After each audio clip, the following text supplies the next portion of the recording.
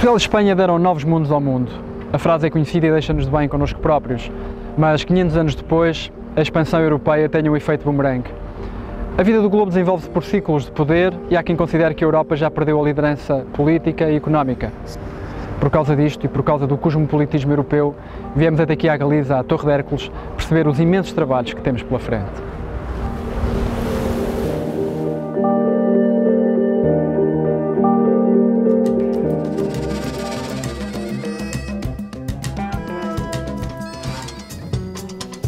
A União Europeia tem dado provas de ser um projeto de sucesso. Depois do século XX, marcado por 2 guerras mundiais, hoje a União Europeia é um exemplo no mundo de um espaço de paz e prosperidade. Se fizermos uma radiografia ao estado de saúde da construção europeia, o diagnóstico é animador. Mais do que uma união multinacional a 27 países, a União Europeia é cada vez mais um espaço cosmopolita com uma posição de destaque no panorama geopolítico mundial. Ao ocupar uma área de quase 4 milhões de quilómetros quadrados, a União Europeia é considerada hoje o 7º maior território do mundo e o 3º mais povoado, com cerca de 493 milhões de habitantes. Segundo dados do FMI de abril de 2007, a União Europeia soma também o maior produto interno bruto nominal do mundo. É um número impressionante de 14 dígitos que ultrapassa os 15 bilhões de dólares. Para se perceber melhor a grandeza dos números, basta comparar estes dados com os da gigante Rússia. Com um território 4 vezes maior do que a União Europeia, a Rússia tem, no entanto, apenas 1/3 da população absoluta da UE. Na economia, com um PIB nominal de 1,2 mil bilhões de dólares, a Rússia está em 11º lugar no ranking mundial, 10 lugares abaixo da União Europeia. A relação entre a União Europeia e a Rússia foi afetada recentemente pela crise de abastecimento de gás pela empresa Gazprom e pela questão da independência do Kosovo. As cimeiras União Europeia-Rússia não obtiveram grandes resultados, por isso as atenções recaem agora sobre a presidência portuguesa, que deverá procurar alcançar o melhor entendimento entre os dois blocos. Apesar das assimetrias entre os Estados-membros, são vários os países que encontram na União Europeia um catalisador político e financeiro para o desenvolvimento. A Turquia é, neste momento, a batata quente com a qual a União Europeia está a ter dificuldade em lidar.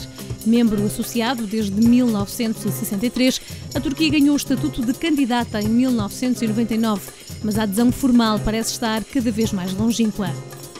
Segundo dados do Eurostat, o PIB per capita da Turquia de 2005 era equivalente a apenas 27% do valor da Europa há 25. Com quase 800 mil quilómetros quadrados, a Turquia passaria a ser o maior país da União e o segundo mais populoso, com cerca de 71 milhões de habitantes. Mas para além destes números, há argumentos religiosos, culturais e até geográficos que servem de motivo para a apreensão face à entrada da Turquia. Recentemente, durante a campanha presidencial francesa, Sarkozy fundamentou as suas reservas com base no argumento geográfico. Dizia então que a Turquia não é um país europeu. Entretanto, Sarkozy mudou de ideias. Disse que a França não se irá opor à abertura de novos capítulos da negociação entre a União Europeia e a Turquia, independentemente de o desfecho ser a adesão efetiva ou uma associação estreita entre ambas as partes. Outro traço desta Europa cosmopolita é o fenómeno da imigração. Se vários países procuram apoios numa organização como a União Europeia, não é de admirar que os próprios cidadãos, afetados pelo desemprego, pela pobreza e até pela fome, procurem a sua sorte nos Estados-membros da União Europeia. Dados do Eurostat estimam que até 2050 a Europa vai acolher perto de 40 milhões de imigrantes, um valor que mesmo assim não será suficiente para contornar a tendência de envelhecimento da população. Mas não é preciso ir tão longe. Portugal é hoje um país que recebe mais imigrantes do que exporta, quebrando uma tendência secular. Segundo dados da OCDE, em 1992 Portugal tinha 1,3% de imigrantes. 10 anos mais tarde, esse valor já rondava os 4%. A Europa pode transformar-se numa ilha? Esta pergunta assalta o espírito de todos os que sabem que o equilíbrio do globo é frágil e que as ameaças não têm fronteiras. A gestão das tensões civilizacionais, quer na Europa, quer fora dela, é um dos grandes pontos de construção desta união que se faz todos os dias. O fim da Primeira Guerra Mundial foi devastador para os países derrotados. As imposições do Tratado de Versalhes, em 1919, feriram de morte o orgulho alemão, gerou ódios e levou ao recrudescimento de sentimentos nacionalistas, agravados mais tarde pela Grande Depressão. Os regimes totalitários apareceram então como a última esperança na procura de uma solução para a crise. Adolf Hitler chega ao poder apoiado pelo voto da maioria do povo alemão. Baseado na teoria do espaço vital, Hitler inicia uma política de alargamento e de conquistas territoriais e dá início às perseguições ao povo judeu que culminaram com o Holocausto. A Segunda Guerra Mundial dura 6 longos anos e termina com um recorde monstruoso de cerca de 60 milhões de mortes. Só o genocídio obliterou a vida de 6 milhões de pessoas, na maioria judeus, mas também uma série de indivíduos considerados indesejáveis: ciganos, eslavos, homossexuais, portadores de deficiência, testemunhas de Jeová e dissidentes políticos. O projeto de construção europeia aparece então como uma promessa que o velho continente fez a si mesmo de que não voltaria a passar pelas atrocidades da guerra. O século XIX e depois o século XX foi um século onde se tendeu a separar e a fazer à escala do continente aquilo que nós vimos acontecer na Jugoslávia nos anos 90, em que vão cada um para o seu lado. Portanto, cidades que tinham antes 10, 15, onde se falavam antes 10, 15 línguas e onde havia naturalmente convivendo sem problemas várias religiões, no século XX, no final da Segunda Guerra, primeiro houve essa consequência, houve enormes transferências de população de que hoje já nos esquecemos, transferências de dezenas de milhões de pessoas que viviam em determinados locais para outros. Ora, com esta integração, as pessoas começaram a movimentar-se novamente. Agora é uma movimentação voluntária, como tinha sido em muitos aspectos o que tinha ocorrido ao longo da história da Europa antes do século XIX. Mas há outro tipo de... há ainda a chegada de muitos imigrantes. Se a Europa se transformar numa ilha com os imigrantes a bater à porta, será outro desastre. A Europa devia aí deixar-se dessas suas superioridades e olhar para os Estados Unidos. Os Estados Unidos conseguiram fazer um verdadeiro melting pot. A história mostra que as muralhas nunca pararam as invasões. Basta a famosa muralha da China, a linha Maginot, não há nenhuma muralha que pare as invasões. Portanto, a Europa tem que estabelecer políticas de imigração que sejam corretas, isto é, que lhe sejam vantajosas, naturalmente, que a Europa não pode estar a pensar, digamos assim, em termos de caridade, não pode pensar isso, porque os Estados não pensam assim, nem as uniões políticas pensam assim, em termos de interesses, mas eu presumo que é do interesse da Europa evitar que haja desequilíbrios económicos e sociais de tanta envergadura que originam, que impulsionam as migrações e essa pressão. E, pelo contrário, a Europa é beneficiada pelos imigrantes, porque, como sabe, a Europa tem um déficit demográfico crescente e a forma de preencher esse déficit é exatamente com os jovens, com a juventude imigrante. Esta Europa Fortaleza tem um grande cinismo, é que dificulta a entrada aos imigrantes que são precisos para a construção europeia, propositadamente com a finalidade de sujeitar o trabalho, de sujeitar e de tornar barato e sem direitos o trabalho de construção, de edificação da Europa, para o qual eles são absolutamente indispensáveis. Porque se eles não derem o contributo do seu trabalho, se eles não derem o contributo dos seus descontos, o produto europeu não tem hipótese nenhuma nos próximos 50 anos de se manter a subir, nem sequer ao ritmo que está, que já não é grande coisa. Aqui ou acolá há bolsas de tensão, sobretudo quando se misturam com estes movimentos que são gerados por pessoas que vêm à procura de comida, à procura de uma vida melhor.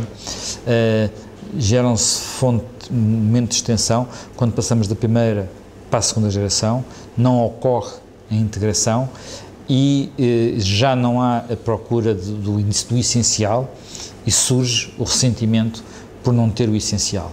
E o ressentimento tem sido uma das razões para grande parte das guerras nos últimos séculos, eu diria, ou quase ao longo de toda a história da humanidade. Há um ponto especial, que é o ponto da imigração. Esse ponto tem que ser gerido com extremo cuidado. Por um lado, a Europa vai continuar a precisar de mais gente. A nossa procura de trabalho vai continuar na Europa. E há, hoje em dia, muitas tarefas que a maior parte dos europeus já não quer desenvolver e, por isso, precisa de mão de obra vindo do outro lado. Por outro lado, também sabemos que uma migração não regulada, por vezes, leva a problemas de intolerância, até de xenofobia, para não dizer, às vezes, até de racismo. E, por isso, temos de ter uma política muito equilibrada que seja de rigor contra as redes que procuram explorar o trabalho ilegal e clandestino, mas também de abertura e de humanismo na recepção daqueles que cá vêm, daqueles que querem as suas famílias aqui, de forma a promover uma integração harmoniosa dessas comunidades. A Europa devia aí deixar-se dessas suas superioridades e olhar para os Estados Unidos. Os Estados Unidos conseguiram fazer um verdadeiro melting pot. Os imigrantes que vão para os Estados Unidos não perdem as suas tradições nacionais. São italianos, são polacos, são finlandeses e agora são haitianos, são árabes, palestinianos, são os boat people do Vietnã, mas são isso e querem ser americanos. Querem pertencer. E a pertença, chamamos assim, à pátria é o elemento fundamental de integração. E porquê é que eles se sentem bem? Porque é uma sociedade com grande mobilidade vertical. E embora não seja muito fácil que um filho de um imigrante pobre do Haiti seja presidente dos Estados Unidos, é certamente muito mais fácil ser nos Estados Unidos que na Europa. Ora, a Europa não tem este dinamismo. E então tem dificuldade em integrar os seus imigrantes, cria um clima de conflitualidade social, de racismo e de xenofobia, que é muito complicado, e isso é uma das coisas que pode ser pior para o futuro da Europa. Precisamos, portanto, de criar uma cultura completamente contrária à do Sr. Sarkozy nos subúrbios de Paris. Ou seja, nós precisamos de criar uma cultura, nem sequer é de multiculturalidade, que eu não gosto muito de ouvir falar isso, porque multicultural é você tem uma cultura, eu tenho outra e cada um tem a sua. É de interculturalidade. Maior abertura das fronteiras, mesmo inclusivamente às pessoas, é a receita para a competitividade. Veja os Estados Unidos, a maneira como conseguiram incorporar populações várias. Como é que se faz concretamente? Não penso que possa dizê-lo em 3 segundos, não há uma receita mágica, mas a ideia da liberdade e da abertura parece-me essencial, como se diz agora, ao código genético europeu. Pode-se dizer que a visão tradicional da Europa como fábrica do mundo permanece, apesar da grande concorrência parcialmente atual. Os principais parceiros comerciais da União Europeia são os Estados Unidos, Canadá, Japão e Médio Oriente. A Europa importa sobretudo matérias-primas, minerais, produtos tropicais, borracha, madeira, alta tecnologia e software. No outro prato da balança, as exportações predominantes são produtos manufaturados como automóveis e aviões, navios, produtos químicos, material óptico e calçado. Segundo dados do Eurostat, referentes a junho de 2007, a balança comercial da zona euro com o resto do mundo registrou um excedente de 7,8 mil milhões de euros, 4 vezes acima do valor registado em igual período de 2006. No conjunto dos 27 Estados-membros, o déficit comercial diminuiu de 13,3 para 9,4 mil milhões de euros. Um resultado direto do aumento das exportações com os principais parceiros comerciais da União Europeia. As exportações para a Rússia aumentaram 30%, para a Índia 17%, para a China 14% e para o Brasil 11%. Nas importações, as maiores subidas foram nas trocas com a China, Brasil, Turquia e Índia. O protecionismo e o liberalismo económico são adotados em função dos interesses nacionais. Não são uma ideologia divina, isto é, não foi Deus que soprou que deve haver mercado, movimento livre de mercadorias. Não foi isso. Deus, primeiramente, não se preocupa com essas coisas, se é que existe. Não. Quem defende o liberalismo económico é quem ganha com esse liberalismo económico. E quando esses países que defendem o liberalismo económico passam a ser prejudicados por ele, passam a ser protecionistas. É o caso dos Estados Unidos. Na Europa passa-se o mesmo. E passa-se o mesmo não só no conjunto da União Europeia, que estabelece, como sabe, na área económica muitas das decisões, como nos países, entre os países da União Europeia. A Europa não pode fechar-se. Será um erro fechar-se. Tem uma razão muito simples. A Europa hoje é o primeiro poder global em termos comerciais. É o maior exportador do mundo. Nós não podemos pedir aos outros, por exemplo, às grandes potências emergentes, que assumam novas responsabilidades globais, por exemplo, na defesa do meio ambiente, ao mesmo tempo fechar-nos. Ou seja, não dar acesso ao nosso mercado a essas novas potências emergentes.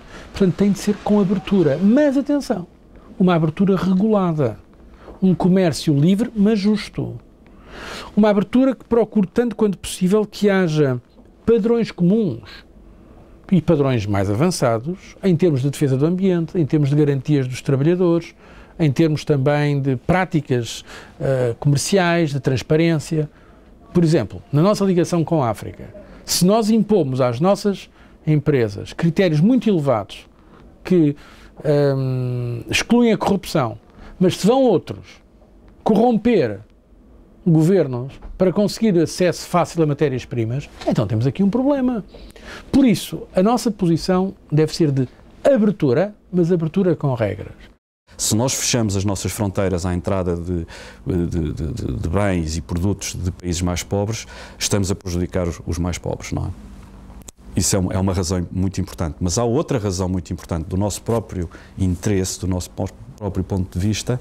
Se protegemos as nossas empresas, podemos no imediato ganhar alguma coisa, evidentemente, protegendo ganhamos, se calhar há empregos que se conseguem manter, mas a prazo isso vai-se virar contra nós, porque as empresas que forem artificialmente protegidas da concorrência não estão submetidas ao estímulo, portanto não inovam e a prazo isso é mau para nós próprios, não é? A realidade económica europeia é um diálogo permanente entre a abertura e o protecionismo. Na construção do mercado interno, essa é a história da construção do mercado interno, e é hoje ainda mais quando a Europa está confrontada com uma concorrência à escala global.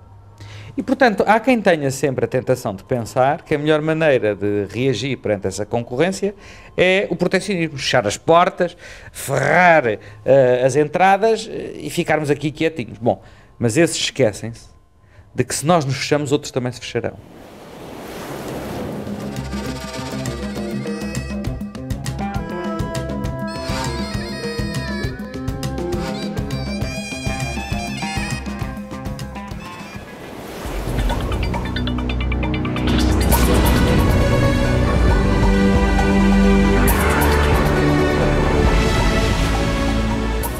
Cinco imigrantes clandestinos morreram em entrar em território espanhol na cidade de Ceuta, no norte da África.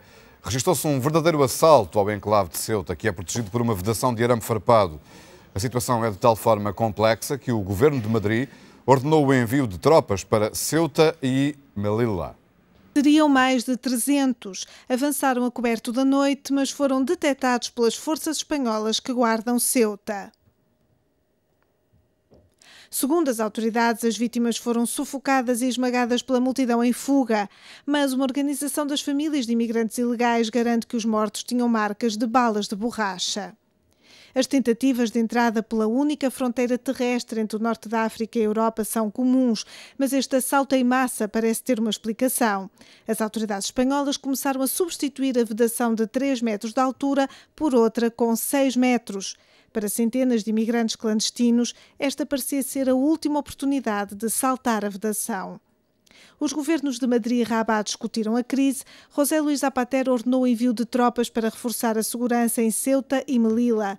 A União Europeia lamentou as mortes e defendeu a criação de uma política europeia para a imigração clandestina. Centenas de pessoas estão retidas em centros de acolhimento nos enclaves espanhóis no norte da África. Os que têm nacionalidade marroquina vão ser obrigados a voltar para trás. Os de países que não têm acordos de extradição com Madrid podem acabar por realizar o sonho de entrar na Europa.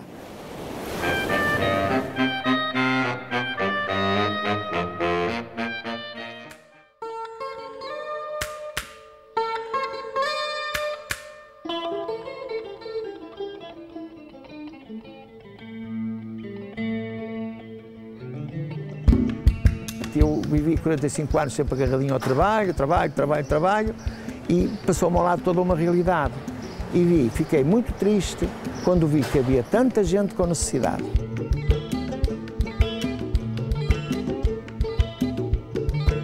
Aprendi muito o tentar sempre ir ao encontro da necessidade do outro, não pensar naquilo que me poderá fazer falta em casa, naquilo que eu consumo, naquilo que são os meus hábitos, mas perceber os hábitos dos outros e ir ao encontro dos hábitos dos outros.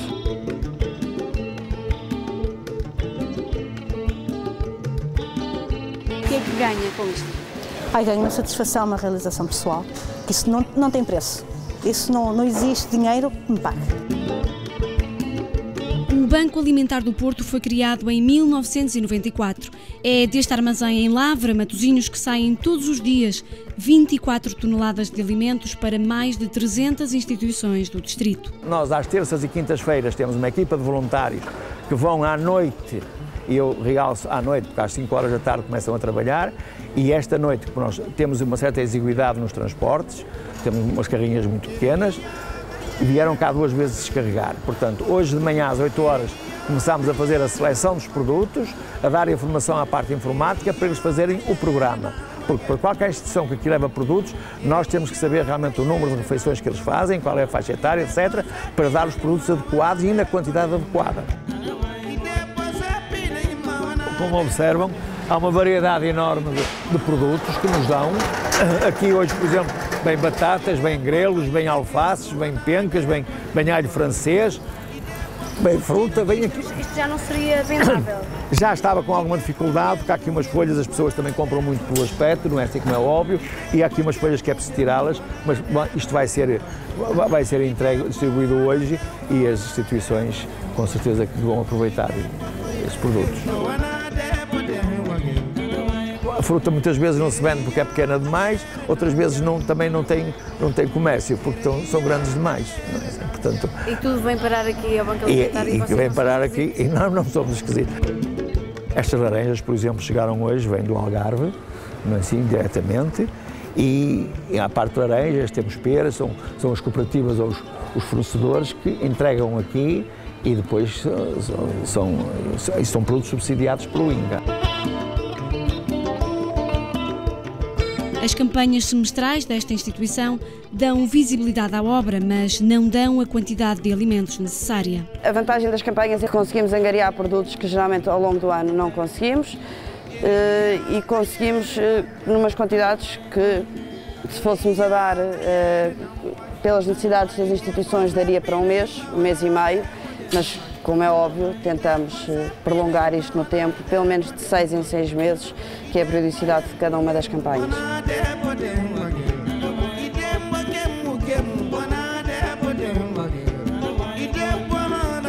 Alda Maio Rosa, funcionária do Banco Alimentar, explica-nos o processo de distribuição dos alimentos desde a chegada à entrega às instituições. Para cada dia existe um calendário das instituições que vem ao Banco Alimentar, previamente marcado. Essas instituições têm a possibilidade de virem buscar ou só alimentos frescos ou alimentos do cabaz, que são alimentos que nós consideramos essenciais para uma alimentação. Neste momento temos 54 instituições marcadas para o dia de hoje, sendo que 21 vêm buscar cabazes e o restante virá buscar frescos. 3% dos donativos que chegam ao Banco Alimentar são produtos frescos do mercado abastecedor do Porto. O INGA contribui com 28% e a União Europeia com 13%.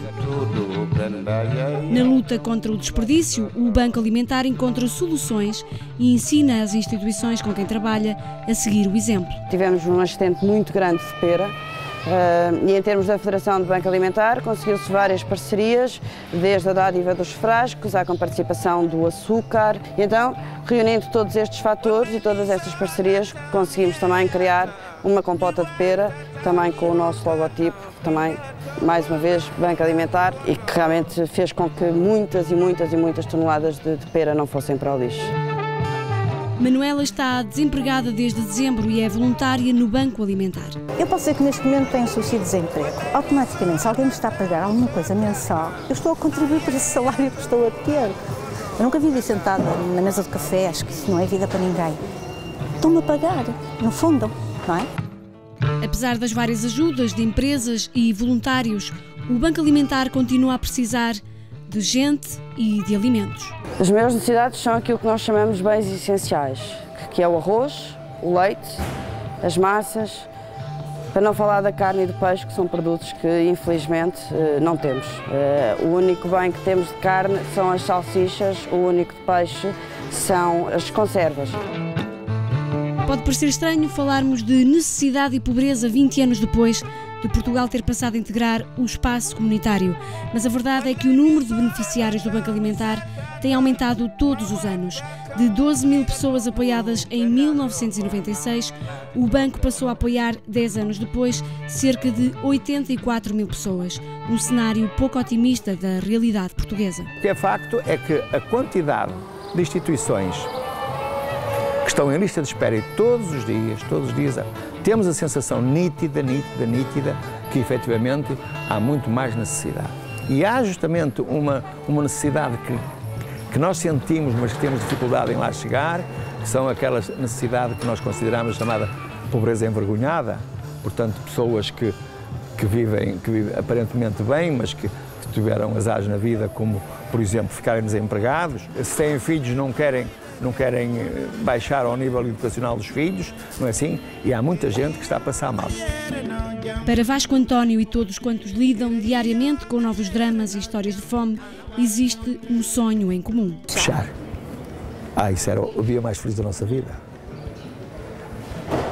Não é possível. Fechar o Banco Alimentar seria... É muito bom. Muito bom, mas isso é uma utopia das maiores, não é assim? Uma utopia das maiores. Pelo contrário, isto tem necessidade, mas é de aumentar. Mas, enfim, o homem vive sempre de esperança, não é? Há sempre uma esperança que nos orienta.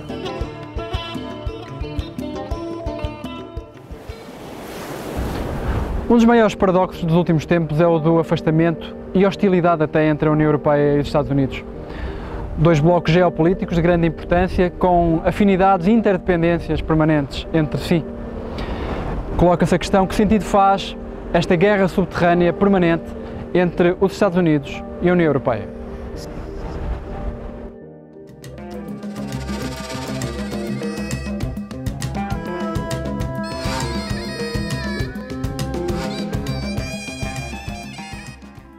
Se a história dos Estados Unidos é indissociável do velho continente, a Europa, tal como a conhecemos, muito deve à intervenção norte-americana nas duas guerras mundiais, em particular no desfecho da Segunda. Terminada a guerra, a Europa estava irreconhecível, devastada pela fome e destruição. Os países afetados pelo conflito tiveram de iniciar um longo processo de reconstrução. Aqui, mais uma vez, o apoio dos Estados Unidos foi um fator decisivo na convalescença de uma Europa indigente, imersa no caos e na miséria. O Plano Marshall foi o fator de desenvolvimento que possibilitou o regresso da normalidade. Foi um projeto benéfico para ambas as partes, que permitiu também a aceleração da economia americana do pós-guerra. Em 1947 e nos anos seguintes, os Estados Unidos investiram em ajuda pública ao desenvolvimento cerca de 2% do seu PIB, um número que hoje equivaleria a um montante 20 vezes superior ao atualmente dispensado pela administração Bush em ajuda externa em todos os cantos do planeta. É curioso que a União Europeia nasce pelo impulso dos Estados Unidos, isto é, a Europa Ocidental uniu-se porque os Estados Unidos estavam interessados que isso acontecesse por razões de segurança, não era por razões de bem-estar, por razões de segurança. E até as dificuldades iniciais foram dificuldades colocadas mais pelos europeus, por desentendimentos entre eles, do que propriamente pelos Estados Unidos, porque os Estados Unidos sempre tiveram essa vontade, As relações são relações que não esquecem os interesses. E, portanto, como não esquecem os interesses, naturalmente que os norte-americanos defendem os seus interesses quando estão a relacionar com os outros países, nomeadamente com os países da União Europeia, e os países da União Europeia também. Isso tem acontecido na área económica, está sempre a acontecer, direitos, acabar com os direitos, relações com outros povos fora do espaço transatlântico, etc. E também na área de segurança, quando estão em causa interesses vitais de qualquer dos lados. Politicamente, estes últimos anos têm sido anos de divisão entre os europeus.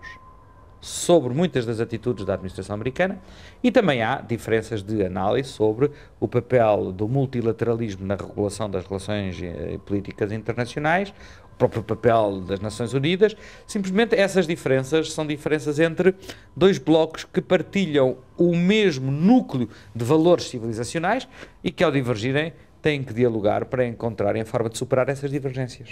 Eu penso que se o fosso que atualmente existe entre a Europa e os Estados Unidos se cavar ainda mais, isso é trágico para a Europa. Mais até que para os Estados Unidos. Também é para os Estados Unidos, mas mais até que para os Estados Unidos. Primeiro, porque é um fosso sem sentido. Porque Estados Unidos e Europa partilham de grande parte dos valores civilizacionais. Podem divergir na questão da pena de morte, em determinadas políticas, mas a verdade é que não é possível haver uma política das democracias, uma política de paz consolidada em todo o mundo, sem que a Europa e os Estados Unidos se entendam. Se esse fosse se agravar, o mundo se tornará muito mais instável e a Europa é muito menos protegida. Eu acho que a Europa não tem nada a ganhar com o divórcio com os Estados Unidos, em todos os aspectos. Não tem a ganhar em termos económicos, porque a interpenetração das duas economias é muito grande e, apesar de tudo, a Europa continua a exportar para os Estados Unidos um certo tipo de produtos que são cruciais para muitas economias europeias. Por outro lado, não tem nada a ganhar em termos da sua própria segurança. Se a Europa deixar de contar com a proteção dos Estados Unidos, a Europa vai ter que gastar muito mais dinheiro do que hoje gasta em segurança. Uma análise aos números da defesa norte-americana permite-nos concluir que, nesta matéria, os Estados Unidos são mesmo a polícia do mundo. Os números oficiais são impressionantes. Em 2007, o orçamento do Departamento da Defesa americano rondou os 439 mil milhões de dólares. Para além desse valor, o Departamento de Energia dispensa ainda 23,4 mil milhões no desenvolvimento, manutenção e produção de mísseis nucleares. Em termos absolutos, o orçamento dos Estados Unidos para a defesa era em 2005 superior à soma dos 14 países do mundo com mais gastos na defesa e 8 vezes superior ao valor gasto pela China. Em 2003, ano da Operação Tempestade no Deserto, segundo o Instituto Internacional de Investigação da Paz de Estocolmo, os Estados Unidos terão gasto cerca de 47% de todo o investimento militar mundial, qualquer coisa como 910 mil milhões de dólares. Mas se encararmos as percentagens do PIB afetas à defesa, a organização do top militar mundial altera-se e evidencia algumas assimetrias. Nesta escala, os Estados Unidos dedicam 3,7% do PIB à defesa, um valor mais elevado do que a França, com 2,6%, mas inferior aos 10% de Angola ou da Arábia Saudita. No mapa mundial, o verde domina os países europeus, traduzindo gastos com a defesa de 1 a 2% do PIB, o que pode refletir a ausência de uma política externa e de segurança comum. Esta situação coloca a União Europeia numa posição de dependência face aos Estados Unidos, sempre que a política externa necessita de uma componente militar. Infelizmente, a discussão nessa matéria tem sido entre se devemos ser uma ponta de lança dos Estados Unidos via Inglaterra ou se devemos ser um concorrente com os Estados Unidos em termos de guerra global por parte de outros. E eu acho que a Europa se deve especializar na paz, na cooperação, é a grande força, é a grande especificidade europeia. A América continua a ter uma influência enormíssima na história europeia e esta Europa só se faz, não é? Na medida em que eles estão interessados em que se faça, não é? E também nas condições em que o seu grande aliado aqui na Europa, não é? O seu cavalo de Troia permanente chamado Inglaterra não o quiser. Não é? O futuro, a realidade do futuro, a realidade da reemergência de poderes exteriores a este espaço, que estão a desafiar crescentemente o poder desse espaço, vão fazer unir ainda mais os interesses dos norte-americanos e dos europeus. Quer no âmbito económico, fala-se até num espaço económico comum transatlântico, quer num aspecto de segurança, como ainda há pouco estive a falar nisso, na questão da ligação para efeitos de segurança, no seio da NATO, no caso concreto que eu já vou falar, na questão do sistema antimíssil, que está agora a ser lançado pelos Estados Unidos, a ligação entre os Estados Unidos e a União Europeia, e os países da Europa. Acima de tudo, de valores, a partilha de valores com os Estados Unidos é tal, a comunidade de interesses com os Estados Unidos é tal, quer sobre o plano económico, sobre o plano cultural e outros, que enfim, estamos condenados a um bom entendimento, estamos condenados a uma boa relação e a uma boa aliança. A relação transatlântica tem sido o pilar fundamental daquilo que o nosso amigo Timothy Garton chama o mundo livre. E, portanto, eu acho que a ideia da Europa e dos Estados Unidos não é serem rivais, ou um contra o poder do outro, mas é serem parceiros, o que significa concorrerem um com o outro também, e significa que não tem que estar sempre de acordo, como é natural e eu acho saudável, que nós estejamos sempre de acordo, mas devemos perceber que as nossas discordâncias são discordâncias dentro de uma mesma família. A Europa já foi o centro do mundo, mas muitos analistas consideram agora que esse eixo passou para o Pacífico, entre a costa oeste dos Estados Unidos e as novas economias asiáticas. Alguns analistas dizem também que a globalização no fundo não tem um centro, mas é indiscutível o peso cada vez mais relativo do velho continente. Coloca-se então a questão: o que fazer? 50 anos depois do Tratado de Roma, a União Europeia afirma-se hoje como um espaço de paz e prosperidade, prosseguindo na senda do alargamento a novos países. Depois da integração bem-sucedida de 15 Estados, em 2004 a Europa abriu a porta a 10 países da Europa de Leste. 2007 foi o ano da entrada da Roménia e da Bulgária. Croácia e Macedónia podem ser os países que se seguem com a adesão prevista para 2010. Em 50 anos, a Europa indigente, destroçada pela guerra, conseguiu virar a página nos livros de história e é, neste momento, a primeira potência económica mundial. No entanto, este lugar cimeiro não está garantido para sempre e tem sido alvo da concorrência da superpotência americana e do Japão. Com quase o triplo da área ocupada pelos países da União Europeia, se considerarmos apenas o valor do PIB nominal de todos os países do mundo, os Estados Unidos são, sem dúvida, a primeira potência económica mundial, com um PIB de mais de 14.024 bilhões de dólares. Para além da riqueza em recursos minerais e petrolíferos e de uma agricultura de grande performance, os Estados Unidos destacam-se na indústria automóvel, aeronáutica e eletrónica. No entanto, é na cultura que dominam o mundo. Berço da fotografia, da televisão e do cinema, as indústrias culturais norte-americanas faturam milhões e exportam cultura para os 4 cantos do planeta. Do outro lado do globo, o Japão é mais uma fênix renascida. Com o fim da Segunda Guerra Mundial, os japoneses abandonaram definitivamente a fileira militar e apostaram forte no principal recurso económico do país, os cérebros. Com apenas 4% da área dos Estados Unidos, com um território pobre em matérias-primas e sensível a cataclismos naturais, o Japão consegue a proeza de ocupar a 3ª posição do ranking mundial, com um PIB nominal de mais de 4,5 bilhões de dólares, depois da União Europeia e dos Estados Unidos. Com um orçamento anual de 130 mil milhões de dólares para investigação e desenvolvimento, o Japão destaca-se nos domínios da eletrónica, indústria automóvel, maquinaria, robótica, ótica, indústria química, semicondutores e metais. Estados Unidos e Japão fazem parte do G8, o grupo restrito dos países mais industrializados do mundo, do qual também fazem parte o Canadá, o Reino Unido, a França, a Alemanha, a Itália e a Rússia. Mas o mundo é hoje uma esfera mais complexa. Há países com uma economia em franco crescimento, com matérias-primas estratégicas e uma indústria em expansão, que preenchem hoje os pré-requisitos para integrar o clube do G8. Nicolas Sarkozy percebeu isso e fez a proposta de alargar o G8 para 13 membros permanentes, com a inclusão do Brasil, do México, da África do Sul, da Índia e da China. Neste momento, a Rússia já deu o aval a este alargamento. Para mim, a nova narrativa da Europa é esta: equipar a Europa para a globalização. O mundo é diferente. Estamos no século XXI, já não estamos no século XX, e muito menos no século XIX, como às vezes me parece que alguns ainda pensam. E quais são os desafios? É um mundo mais integrado, com maior concorrência, com maiores trocas comerciais, de informação também, com algumas ameaças globais, como as alterações climáticas, mas também ameaças à segurança, como o terrorismo internacional, também ameaças em termos de saúde pública, como algumas epidemias, que agora se podem generalizar com muito maior rapidez e virulência.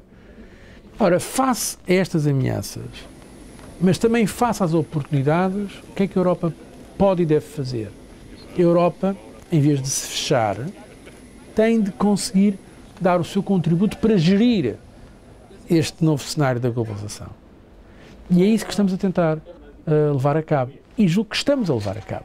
Era mais importante que o esforço fosse utilizado para mudar políticas erradas e adaptar as políticas europeias à realidade do mundo globalizado de hoje. Era muito importante que a Europa percebesse que não pode ser uma fortaleza proteccionista, que pague essa fortaleza proteccionista com o preço da pobreza da África, em particular da pobreza da África. Voltar ao conceito da Euráfrica para uma Europa tão carente e dependente das energias e das matérias-primas e da mão de obra é um projeto que é consistente, tem pés na realidade atual e nós, enfim, o que podemos é desejar-lhe êxito. E o outro aspecto em que também estão portugueses envolvidos é o que diz respeito ao pacifismo do encontro das civilizações, onde está o Dr. Sampaio, com grandes responsabilidades, e também a parte em que diz respeito aos problemas que são do PNUD, da Organização para o Desenvolvimento Humano Sustentado, em que tem grande responsabilidade o engenheiro Guterres. Eu acho que estes 3 pontos, onde há intervenção de portugueses, sem deixar de falar da Comissão Europeia, naturalmente, são pontos que dizem respeito ao futuro da Europa e é animador que haja pensamento português envolvido, porque isso ajuda a consolidar a consciência de sermos europeus. Se nós nos lembrarmos do que era dito aqui há muito poucos anos atrás, por exemplo, quando da Cimeira de Génova, onde foi talvez o pico da mobilização anti-globalização, os grandes temas eram: é necessário aumentar os donativos, as contribuições, a ajuda ao terceiro mundo.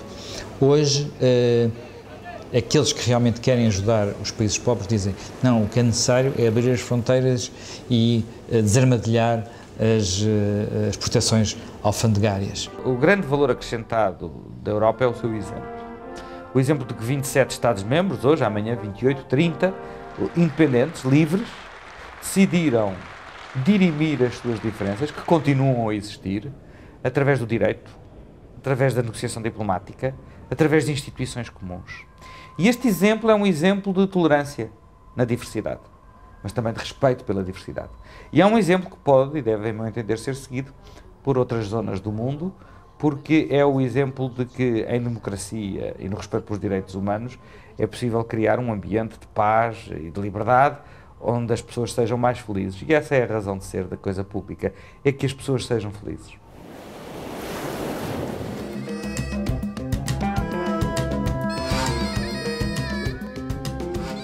Hoje, a ajuda humanitária também faz parte das preocupações da União Europeia, que está presente em cenários de crise como o Iraque, Afeganistão, Palestina e várias regiões de África. A ajuda de emergência europeia está também presente nas zonas do globo mais afetadas por cataclismos naturais. Em dezembro de 2004, a União Europeia foi um dos maiores doadores do mundo para socorrer as vítimas do tsunami. E em agosto de 2005 enviou especialistas e equipamento para o Golfo do México na sequência do furacão Katrina. Esta ajuda de emergência é gerida pela ECHO, o Serviço de Ajuda Humanitária da União Europeia, criado em 1992. Anualmente, a União dedica 7 mil milhões de euros em desenvolvimento e em ajuda humanitária em mais de 160 países. A Europa é a maior exportadora mundial, tem a mão de obra mais qualificada e tem ainda boa parte do charme e design que caracteriza a economia. Mas tem muita gente a bater à porta e uma multidão que reage violentamente à sua falta de horizontes quando cai no desemprego. Vamos sobreviver à globalização sem perder a paz social?